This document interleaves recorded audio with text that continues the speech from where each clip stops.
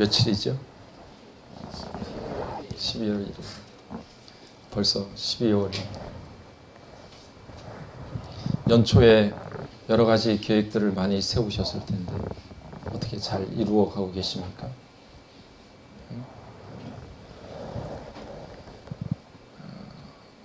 어릴 때 학교 다닐 때 방학 기억나시죠? 방학 첫날에 뭐부터 하죠? 계획표 동그라미 그려가지고 몇 시에 일어나고 몇 시에 자고, 처음에는 의욕도 강해서 깨알같이 막 거기다 써놓았는데 방학이 끝날 쯤은 어떻습니까? 밀린 일기 쓰느라고 엄청나게 바쁘지 않았습니까? 지금이야 인터넷이 있어서 다 뒤져보면 나오지만 밀린 일기 쓰려고 하면 날씨를 몰라서 기상대에 전화가 불이 터집니다. 아주. 며칠 날씨가 어땠어요? 그래서 밀린 일기를 그렇게 써댔던 것이 저희들이 어렸을 때 학교 다닐 때의 모습이 아니었을까 생각합니다. 나이를 조금씩 먹어가니까 성실이라고 하는 말에 정말 깊이와 그 의미를 다시금 깨닫게 됩니다. 어릴 때 학교에서는 왜 그렇게 교실마다 들어가면 그분이 성실이 많은지, 이쪽 교실 들어가고 저쪽 교실 들어가도 다 성실하자, 성실. 집에도 가보면 가훈이 다 성실히 살자. 야, 지겹다, 지겨워. 그런데 세월이 지나 보니까 야, 성실이라는 게 너무 귀하구나. 처음부터 끝까지 변함이 없는 것. 시종여일한 삶이 너무 힘들고 어렵고 이게 귀한 삶이구나. 엄청난 눈이 휘둥그레질 만한 놀라운 일이 한순간에 일어나는 것, 그것도 귀한 일이지만 변함없이 그 자리에 그곳에 서 있는 사람의 모습이 정말 아름답구나 하는 것들을 깨닫게 됩니다. 우리는 불꽃처럼 한순간에 확 불타올랐다가 어느 한순간에 사그라들어서 점점 소멸해지는 모습을 갖기도 하고, 어느 순간인가 흥분되고 사람들 앞에 설쳐대고 나대고, 그러다가도 어느 한순간인가 저 구석통이 저 모퉁이에 처박혀서 그냥 쭈그리고 앉아있을 때도 많습니다. 우리는 그렇게 들쭉날쭉하고 우리는 그렇게 기복이 심한 삶을 살아갈 때가, 그렇게 연약한 우리의 모습일 때가 너무나 부끄럽고 창피스럽지만 그런 모습이 너무나 많습니다.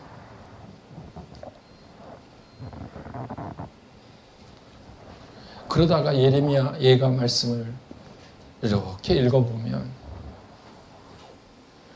예레미야 예가 3장 23절 이후의 말씀이 주의 긍휼과 자비가 무궁하심으로 우리가 진멸되지 아니함이니이다. 이것이 아침마다 새로우니 주의 성실하심이 크시도소이다. 아침마다 새롭고 늘 새로우니 주의 성실이 크도다. 성실하신 주님. 찬양할 때마다 그게 힘이 돼요. 나는 이렇게 엎치락뒤치락하고 여기에 꼭 있을게요 약속했지만 쉽게 자리를 떠나버려. 뭘 다 할 것처럼 그렇게 의시되다가도 어느 한순간에 무너지고 쓰러져서 저 한 구석에 웅크리고 앉아있는 것이 내 연약한 모습인데, 내가 믿는 하나님이 변함이 없이 신실하시고 동일한 눈빛으로 나를 봐주시는, 거기에 여전히 계신 하나님을 볼 때 우리가 거기에서 다시 살아갈 힘도 없고 소망도 없고 내가 그런 백그라운드를 가지고 있구나. 그것이 우리에게 용기가 되더라고요.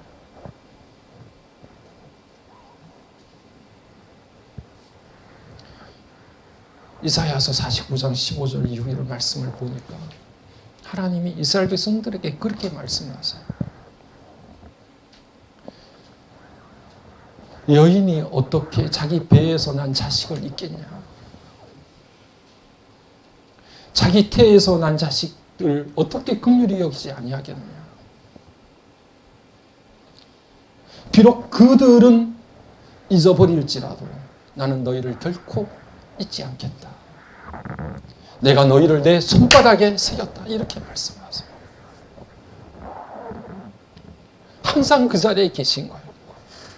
우리는 기분이 조금 나쁘고 서운하고 분노가 일어나면 확 틀어지고 얼굴색이 바뀌고 그렇게 하는 게 우리의 모습인데 하나님 아버지께서 꿈쩍하지 않으세요. 바위처럼 견고하셔서 어떤 것에도 흔들리지를 않으세요. 오늘 우리가 1절 말씀을 보니까 요한복음이 예수님의 삶의 모습이 어떤가 하는 것들을 핵심적으로 예수님이 어떻게 사셨는지에 대해서 우리에게 분명히 말씀을 해주시는데 우리가 읽었던 말씀이 1절 말씀이 어떻게 이야기를 하느냐 하면 예수님께서 자기 사람을 사랑하시되 언제까지? 끝까지 사랑하시더라. 예수님께서 마지막 하루까지 자기에게 주어진 사람들, 그 사람들을 사랑하시되 끝까지 사랑하셨어요. 이 끝까지라고 하는 말이 시간상으로도 마지막입니다. 예수님께서 이제 죽음을 앞두고 계시니까. 그리고 시간뿐 아니라 예수님께서 우리에게 보여주신 그 사랑의 질도 지극히 사랑하셨어요. 이처럼 사랑하셨어요. 시간과 질이 그 순도가 사랑의 질량감이 전혀 떨어지지 않고 마지막까지 우리 주님께서 그 사람들에게 베풀어 주신 사랑이 농도 짙은 사랑을 우리에게 보여주신 거죠. 우리는 예수님께서 마지막 제자들의 발을 씻기시고 다락방에서 제자들과 함께 마지막 만찬을 나누신 것을 기억합니다. 그런데 그 사건이 바로 예수님께서 죽음을 앞둔 하루 전날의 일이었습니다. 이제 내일이면 예수님께서 체포되시고 십자가에서 죽으시는 날인데 목요일 날 저녁에 예수님께서 행하신 일이 바로 제자들과 함께 마지막 저녁 식사를 하시고 살과 피를 상징하는 빵과 포도주를 나누시고 그리고 그들에게 발을 씻겨주신 사건이 바로 목요일 저녁에 있었던 사건이죠. 예수님께서 죽음을 앞두신 마지막 전날 밤에 제자들의 발을 씻기셨다는 사실을 우리가 다시 한번 깊이 묵상해 보아야 합니다. 그래서 우리는 예수님께서 제자들의 발을 씻기셨다라고 하는 사실은 너무 잘 알고 있지만 그것이 어느 시간대에 예수님께서 행하신 일인지에 대해서는 주의 깊게 생각하지 못할 때가 많습니다. 마지막 이제 하루 남긴 나에게는 24시간밖에 없는 그 시간에 제자들의 발을 씻기는데 그 시간들을 예수님께서 사용하셨다는 거예요. 여러분 우리에게 남은 하루가 있다고 하면 어떻게 사용하시겠어요? 이전에 그런 질문들 많이 받지 않으셨습니까? 나에게 일주일의 시간이 남아있다고 내가 하루의 시간이 남아있다고 하면 뭘 할 건가? 뭐 그런 질문들을 여러분들 이전에 받아보시고는 하셨죠? 뭐 하시겠어요?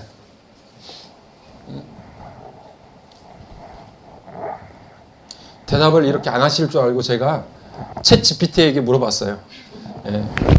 남은 하루 뭘 하면 좋겠니? 하고 제가 GPT에게 물어봤더니 1. 사랑하는 사람들과 함께 하세요. 그동안 표현하지 못했던 사랑을 고백하세요.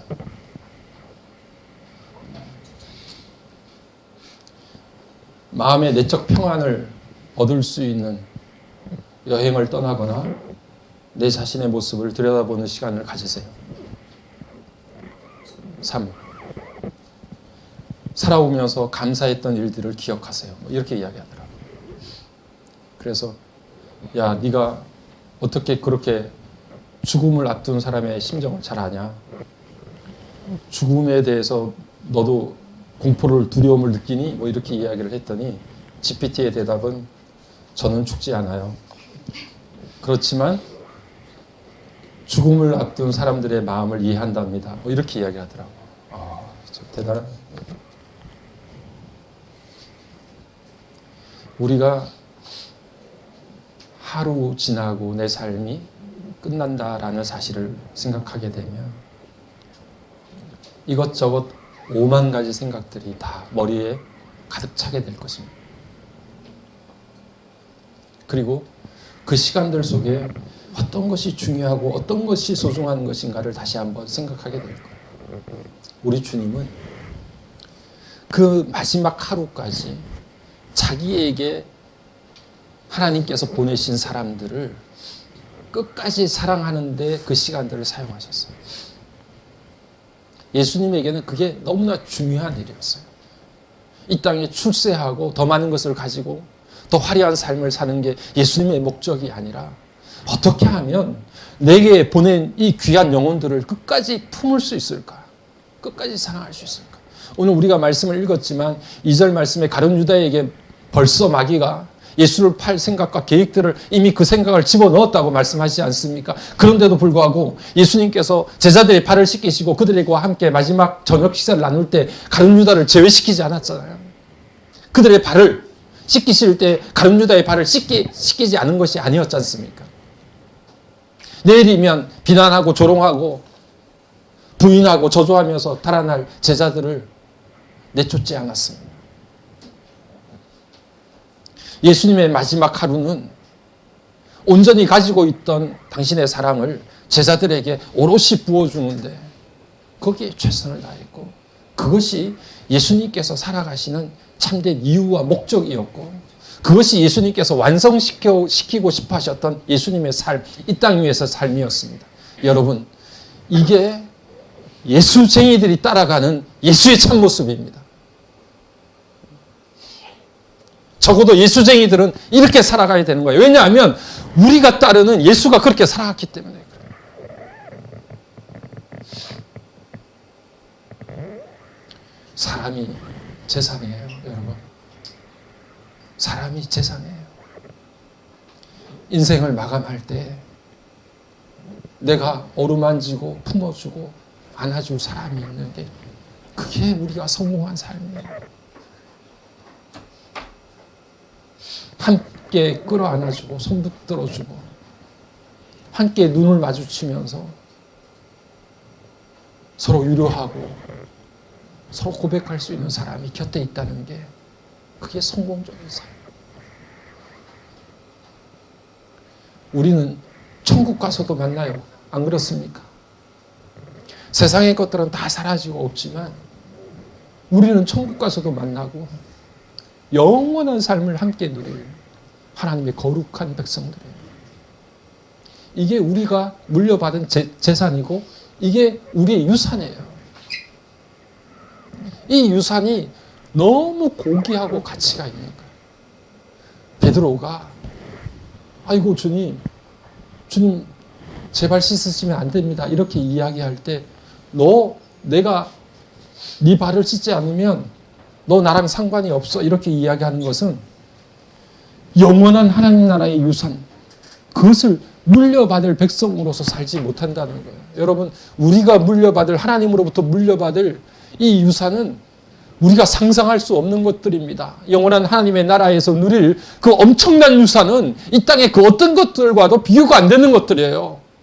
그런데 우리는 하찮은 이 땅의 것들에 눈이 어두워지고 귀가 막혀서 그것을 보지 못할 뿐이지 예수님으로부터 발씻김을 받으면서 하나님의 가족, 예수 가족이 된 사람들이 물려받을 공동유산은 어마어마한 거예요. 그 놀라운 하늘의 유산이 저와 여러분들의 유산임을 믿고 그 유산을 이 땅에 그 어떤 것보다도 가장 가치 있는 것으로 여러분들의 심령 가운데 생각하고 그것을 꿈꾸며 살아갈 수 있는 저와 여러분의 삶이 되어지기를 간절히 소망합니다. 예수님께서 식사를 마치시고 오늘 4절 말씀을 보니까 4절에 예수님께서 자리에 일어나셔서 옷을 벗으셨어요. 그리고 허리에 수건을 두르시고 제자들의 발을 씻기기 시작하십니다. 예수님께서 겉옷을 벗으시고 허리에 수건을 두르신다라고 하는 것은 당시에 굉장히 파격적인 일입니다. 왜냐하면 당시에 사람들의 발을 씻겨줄 사람은 종들이에요. 주인이나 자유인은 절대 남의 발을 씻기지 않습니다. 종들은 허리에 수건을 두르고 주인에게 복종하는 마음으로 발을 씻겨줘요. 예수님께서 옷을 벗으셨다라고 하는 것은 하나님의 아들로서 이 땅에 오신 당신의 신분을 다 벗어 제낀 거예요. 그리고 허리에 수건을 두르시면서 종의 자리로 들어가신 거예요. 우리가 잘 아는 것처럼 빌립보서 2장 6절 이후의 말씀이 그렇지 않습니까? 종의 형체를 입고 이 땅에 오신 거 아니에요. 사람과 같이 되셨고 죽기까지 복종하셨으니 그 십자가의 죽으심이라고 우리가 말씀을 읽지 않습니까? 하나님의 아들로서 권위와 모든 것들을 다 벗어 던져버리고 종의 자리에 내려가신 것이 오늘 예수님께서 마지막 날 제자들의 발을 씻기시는 장면에 허리에 수건을 두르셔서 그들 가운데 발을 씻기기 시작하셨어요.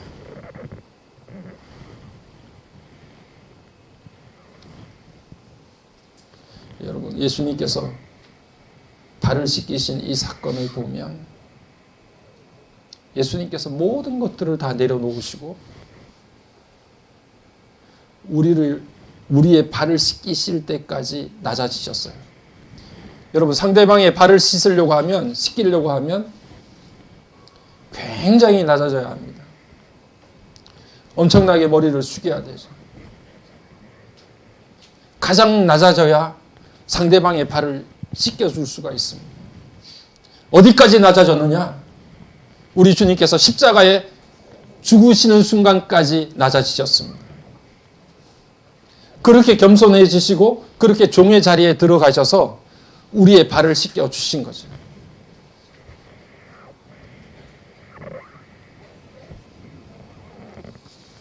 제가 불교 신자들 라사에 성지순례를 가는 사람들을 이렇게 보니까 여러분들도 다 한 번쯤 보셨겠지만 이 사람들 오체투지를 하면서 그 높은 티베트 그 5,000m 이상 되는 그곳을 넘어서 라사까지 그렇게 1년에 뭐 한 번씩 이렇게 갑니다. 어떤 사람들은 2, 3년 동안 일을 해서 돈을 모아가지고 그 성지 순례를 가요. 오체투지라고 하는 것은 우리의 신체 5곳을 투지, 땅에다 던지는 거예요. 그 오체가 뭐냐? 왼쪽 무릎, 오른쪽 무릎. 그리고 왼쪽 팔꿈치, 오른쪽 팔꿈치. 그리고 마지막이 이마예요. 그래서 그들은 납작하게 완전히 엎드립니다. 무릎이 땅에 닿도록, 팔꿈치가 땅에 닿도록, 이마가 땅에 닿도록. 그게 오체투지예요. 왜 그렇게 그 불교 신자들이 그렇게 하느냐? 그 자세가 이 땅에 가장 낮은 자세라는 거예요. 자신이 믿는 부처에게 내가 이제 이렇게 겸손하게 납작하게 엎드렸으니까 내게 자비를 베풀어 달라는 거예요. 부처에게도 그렇게 낮아지고 겸손해지기를 원합니다. 부처를 통해서 자비를 받기를 원해요. 오늘 저와 여러분이 살아계신 하나님을 믿고 우리 삶의 주인 되신 예수 그리스도를 우리가 마음속에 확신하고 믿습니다. 우리는 오체투지와 같은 겸손을 우리 주님 앞에 나타나 보입니까? 우리 주님께서는 우리를 살리기 위해서 우리의 발을 씻기시기 위해서 그 죽음의 순간까지도 낮아지시고 겸손해지셔서 우리를 살려주시는데도 불구하고 우리의 삶은 늘 드높아 있고 우리의 삶은 늘 교만해 있습니다.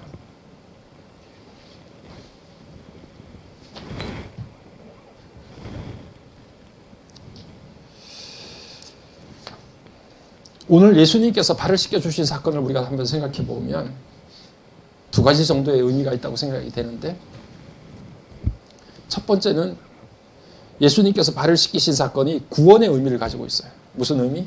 구원의 의미. 발이라고 하는 것은 우리가 이 땅 가운데서 세상과 갖는 관계를 뜻해요. 우리는 발로 세상을 이곳저곳을 다니면서 우리 발에 죄악의 많은 찌꺼기들이 많이 묻어 있어요.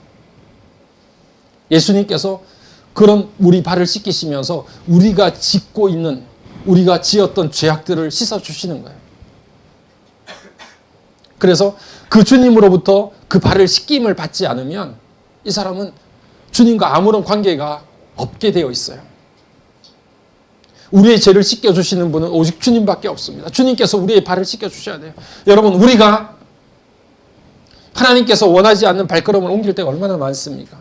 내가 정하고 내가 판단하고 내가 결정해서 내가 원하는 대로 움직이고 다닐 때가 얼마나 많아요. 우리의 발을 이용해서 하나님께서 원치 않은 길을 걸어갈 때가 얼마나 많습니까? 그 모든 순간들 가운데 하나님 앞에 범죄하고 하나님의 마음을 아프게 했던 모든 발들을 우리 주님께서 손수 친히 그 발을 씻겨주시네요. 그래서 예수님께서 우리의 발을 씻겨주시지 아니하시면 베드로를 향해서 내가 너의 발을 씻겨주지 않으면 아무 상관이 없다. 너는 나와. 라고 말씀하시는 이유가 거기에 있어요. 여러분, 예수님께서 제자들에게 세족식을 행하셨던 것처럼 오늘 이 시간 여러분의 발을 내밀라고 우리 주님이 말씀하세요. 그리고 예수님의 세족식에 여러분 참여하기를 원하고 계세요. 비록 연약하고 약하고 하나님의 말씀대로 순종하지 못했던 삶일지라도 오늘 우리 주님께서 여러분들의 발을 닦기를 원하세요. 씻어주기를 원하시는 거예요. 오늘 이 시간 우리 주님께서 이 땅을 다니며 묻었던 흙먼지, 죄악의 찌꺼기들이 우리 주님께서 치료하시고 씻어주시는 그런 귀한 역사가 일어나기를 간절히 소망합니다. 구원의 사건과 함께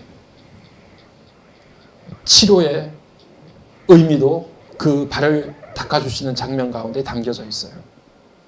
여러분, 이스라엘 백성들은 샌들을 신거나 맨발로 다니기 때문에 발에 상처가 많이 나요. 길을 걷다가 돌부리에 치이기도 하고 가시에 걸히기도 하고 여러 가지 상처가 많이 날 때 종들은 주인의 발을 닦으면서 주인의 발에 상처가 나면 오일을 발라주고 치료를 해줘요.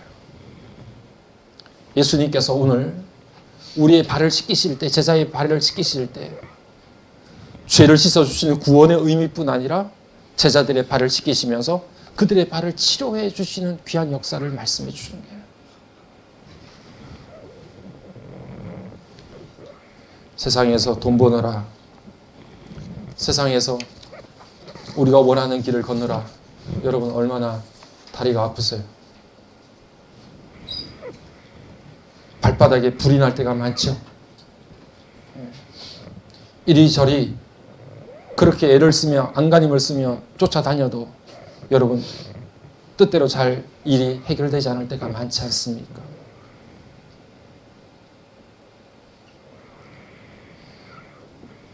이렇게 저렇게 다니다가 치이기도 하고 다치기도 하고 오늘 우리 주님께서 그 상처난 발을 만지시고 기름을 발라주시고 치료해 주시는 귀한 역사를 우리에게 만들어 주세요. 오늘 연약하고 약한 우리의 발과 우리의 심령들을 우리 주님께서 그렇게 어루만져 주시기를 간절히 바라고 계십니다. 오늘 저희 다빈 공동체 가운데 우리 주님께서 그렇게 여러분들의 인생의 발을 만져주시고 씻어주시는 놀라운 치료의 역사가 이루어지기를 주의 이름으로 간절히 축복합니다.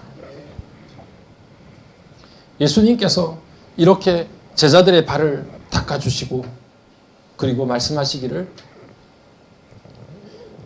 이렇게 말씀을 하세요. 오늘 우리가 읽지는 않았지만 14절 15절 말씀을 우리 앞을 보면서 한번 읽어보겠습니다. 14절 15절 시작.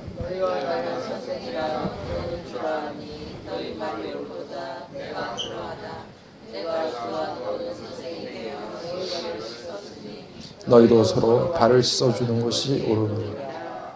아멘. 예수님께서 그렇게 우리의 발을 닦아주시는 것, 그것은 주인이고 선생이면서도 우리에게 종이 되어 주셔서 그렇게 행하시니 너희들도 이와 같이 행하는 것이 옳다. 내가 이것을 위해서 너희에게 본을 보여주었다. 이렇게 말씀을 하세요. 여러분, 예수님께서 우리에게 그렇게 살기를 원하시는 거예요.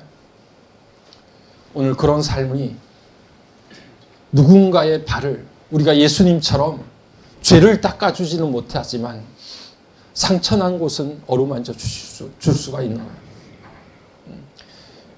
우리가 예수님처럼 대속의 은혜를 베풀 수는 없지만 그 상처난 발을 닦아줄 수는 있어요.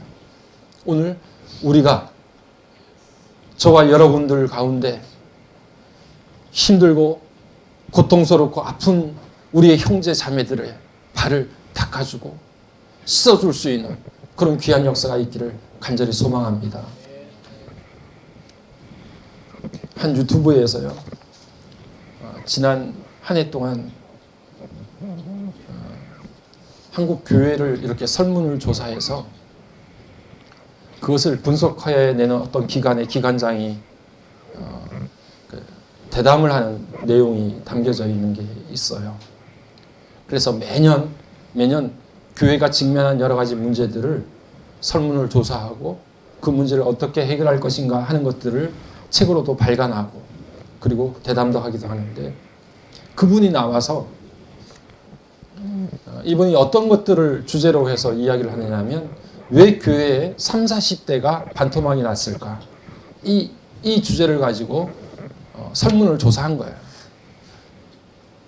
그래서 그것을 설문을 조사한 대로 분석을 해서 거기에 대한 것들을 이야기하는 그런 방송이 기독교 방송에서 방영이 됐는데, 그 내용을 제가 한번 다시금 들여다 보니까 물론 뭐 공감이 가더라고요. 30, 40대가 왜 교회를 다 떠나게 되는가 하는 것들에 대해서 이야기를 하는데, 근데 제가 더 관심 있게 본 것은 뭐냐면 그 유튜브 내용에 달린 댓글들이에요. 댓글들이 어마어마하게 달려있어요. 다 누구냐 하면 다 교회를 떠난 사람들이에요.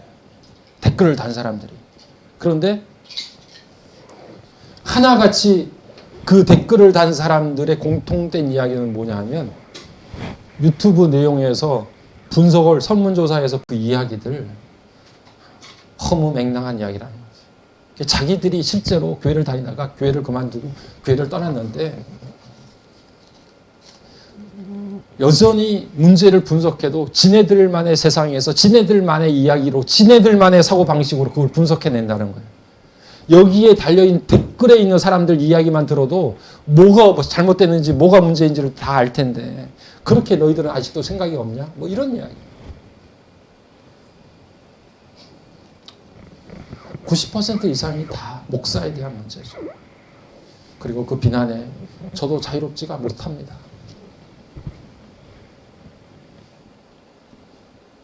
어쨌든 무거운 마음으로 그 댓글들을 다 읽었는데 그 중에 눈에 들어오는 댓글 하나가 있었어요. 제가 한번 그 내용을 한번 읽어 드릴게요. 어떤 한 분이 왜 상봉사공이 50%가 교회를 떠나게 됐는가라고 하는 것을 설문으로 분석을 해낸 그 영상을 보고 그 밑에다 자기 댓글을 단 거예요. 모태로부터 58년 동안 다닌 교회를 가족이 함께 떠났다. 주일날 아침에 교회 대신 산을 간다. 교회에서 받은 상처를 자연에서 치유받는 이 아이러니. 깊은 영성 없이 젊은 날의 열정에서 비롯된 목사의 신앙. 늙어 열정이 식으니 탐욕만 남은 목사. 그리고 어느 한쪽에 치우친 설교를 하면서도 객관적이라고 생각하는 치우친 잘못된 사고. 그러면서 마지막에 남긴 말이 뭐냐면 떠나니 이렇게 자유로울 수가. 58년 된 교회를 떠났대요. 온 가족이. 교회 대신 산을 올라간대요. 산에서 치유를 받는. 떠나니까 그렇게 자유롭대요. 여러분 너무 가슴 아프지 않습니까? 그래서 제가 다시 한번 생각을 해보건데 우리는 세상을 치유할 게 아니에요, 여러분. 교회는 이제 더 이상 세상을 치유할 교회가 아니에요. 여러분, 우리가 주님 앞에 발을 내밀어서 저와 여러분이 치료를 받아야 돼요. 교회가 치료를 받아야 돼요.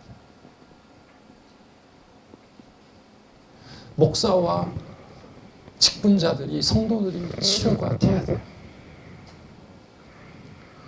우리가 정말 예수쟁이가 되려고 하면 예수님께서 가장 기뻐하시는 일, 가장 마지막까지, 마지막 하루까지 붙잡으셨던 그 일을 우리가 가장 소중하게 붙잡아요.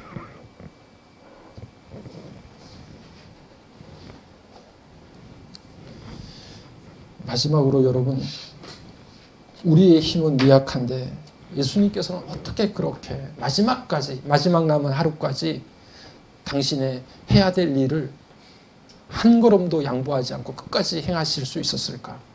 3절을 마지막 보면서 제가 설교의 결론을 내리겠습니다. 3절 우리 다시 한번 읽겠습니다. 저녁 먹는 중 예수는 아버지께서 모든 것을 자기 손에 맡기신 것과 또 자기가 하나님께로부터 오셨다가 하나님께로 돌아가실 것을 아시고. 아멘. 여러분, 지금까지 딴 생각을 하셨더라도 3절 말씀만 보시면 돼요. 마지막 결론의 3절 말씀을 정신을 차리고 그 말씀에 집중을 해보세요. 3절에서 예수님께서는 두 가지를 알고 계셨다 이렇게 말씀하고 계시는데, 첫 번째는 무엇을 알고 계셨느냐? 모든 것을 하나님께서 맡기신 것을 알고 계셨어요. 여러분, 우리 잘 아시잖아요. 우리에게 가신 모든 것이 하나님께서 우리에게 맡겨주신 것이라는 사실을, 그것이 사람이든 재산이든 무엇이든 내 재능이든 어떤 것이든지 간에 내 소유가 아니라 하나님께서 우리에게 맡겨주신 것이라는 사실, 우리가 흔히 말하는 대로 청지기 사상 뭐 이런 거 이야기하지만 어쨌든 하나님께서 우리에게 맡겨주신 것이라는 사실을 우리가 너무나 잘 알고 있는데 그것을 절실하게 고백하지 않아요, 여러분. 여전히 우리의 것이라고 생각하고 내 소유라고 생각하고 내가 마음대로 처분하고 내가 마음대로 움직일 수 있는 것이라고 생각해요. 내 시간과 내 재능과 내 가진 모든 것들이 다 그렇다고 생각해요. 예수님께서 마지막까지 자기 사람들을 사랑하시되 끝까지 사랑하실 수 있었던 것은 뭐냐면 이게 내 사람들이 아니다. 하나님께서 맡겨주신 귀한 영혼들이다. 이 생각하니까 끝까지 마지막 남은 하루까지 그들을 부둥켜 안고 그들의 더러운 발을 씻겨줄 수가 있었던 거죠. 여러분, 우리의 생명, 우리의 시간, 우리의 소유, 하나님께서 맡겨주신 것이라는 사실을 절실하게 느끼기를 간절히 소망합니다. 두 번째는 예수님께서 알고 계셨던 것은 무엇인가 하니 내가 어디로서부터 왔고 어디로 가는지를 알고 계셨어요. 3절의 말씀을 보니 하나님께로부터 왔고 하나님께로 돌아갈 것을 아시고 그렇게 말씀하셨단 말이에요. 내가 어디서부터 왔고 어디로 가야 되는지 이거 생각하지 않고 살 때가 많습니다. 우리가. 여러분, 우리는 그냥 이 땅 가운데 의미 없이 던져진 돌멩이 같은 존재가 아니에요, 여러분.